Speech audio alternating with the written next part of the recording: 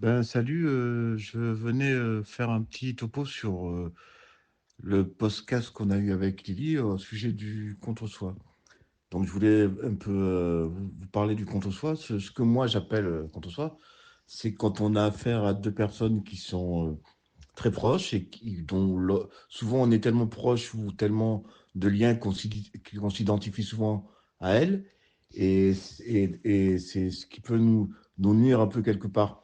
Nous nuire dans le sens où on n'a plus notre façon de penser légitime, c'est-à-dire qu'en fait, comme on a beaucoup de points communs, beaucoup d'atomes qui vont ensemble, ben quand sur des points on aurait pu penser à autre chose, on va penser la même chose que l'autre parce que en fait, elle, comme on se dit être les mêmes, elle pense ça, ouais, ben moi, ça me convient. Et en fait, c'est là qu'on a atteint le niveau de ce que j'appelle le contre-soi, c'est-à-dire qu'on se ment à soi-même et que en fait, on finit par se persuader que ce qui a été dit est légitime et vrai, et encore que normalement, on pense totalement, on peut penser totalement différemment.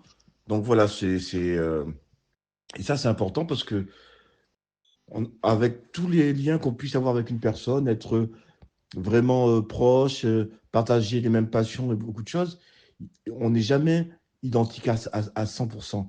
Donc il y a toujours des faits sur des trucs où on va être différent. Et ça, il faut le garder pour soi et avoir son propre opinion. C'est-à-dire que si on se contente de dire, ouais, finalement, oui, parce qu'elle, elle a dit ça et que je la considère comme mon double et qu'elle a dit ça et que, bon, finalement, oui, donc j'ai pensé ça aussi, c'est, c'est ce que j'appelle aller contre soi-même et c'est donc ce que j'appelle le contre-soi. Voilà, donc ça, c'est un truc important parce que à long terme, ça peut nous nuire quand même. Donc, quoi qu'il arrive, quoi qu'il en coûte, on a beau être presque pareil, quand on a une pensée totalement différente, il faut l'assumer et pas se contenter de rentrer dans ce mode qui n'est pas valorisant en fait.